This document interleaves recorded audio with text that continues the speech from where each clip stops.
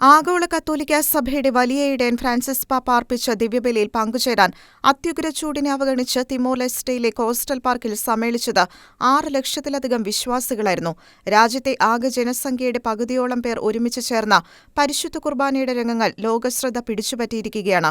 ഉയർന്ന താപനില നിലനിൽക്കെ വളരെ നേരത്തെ തന്നെ സമ്മേളനവേദി നിറഞ്ഞു കവിയുന്ന രംഗങ്ങൾക്കാണ് ഏറ്റവും വലിയ കത്തോലിക്ക ഭൂരിപക്ഷ രാജ്യങ്ങളിലൊന്നായ തിമോർ-ലെസ്റ്റെ സാക്ഷ്യം വഹിച്ചത്.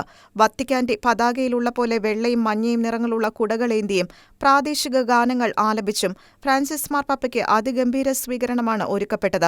തീരപ്രദേശമായ ടാസിറ്റൊളുവിലെ തുറന്ന വേദിയിലായിരുന്നു കുർബാനയർപ്പണം. സംസ്കാരവും ചരിത്രവും മാറ്റാൻ ആഗ്രഹിക്കുന്നവരായ ചീങ്കണ്ണികളോട് ജാഗ്രത പാലിക്കുക എന്ന് പാപ്പ ആഹ്വാനം ചെയ്തു. അടുത്തു ചെന്നാൽ കടിക്കുന്ന അത്തരം ചീങ്കണ്ണികളിൽ നിന്ന് അകലം പാലിക്കുക എന്നും പാപ്പ കൂട്ടിച്ചേർത്തു.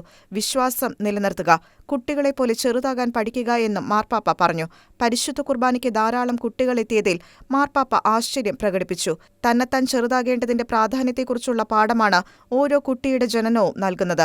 ദൈവത്തിന്റെ മുന്നിലും പരസ്പരവും ചെറുതാകുന്നതിൽ ഭയക്കരുത് എന്നും പാപ്പ വ്യക്തമാക്കി. കുട്ടികൾക്കെതിരായ അതിക്രമങ്ങൾ തടയണമെന്ന് മാർപ്പാപ്പ നിർദ്ദേശിച്ചു.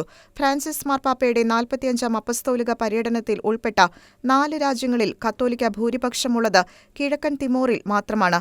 പേപ്പൽ സന്ദർശനത്തിന്റെ 3 ദിനങ്ങൾ തിമോർ-ലെസ്റ്റെയിലെ ഭരണകൂടം രാജ്യത്ത് പൊതു അവധി പ്രഖ്യാപിച്ചിരുന്നു.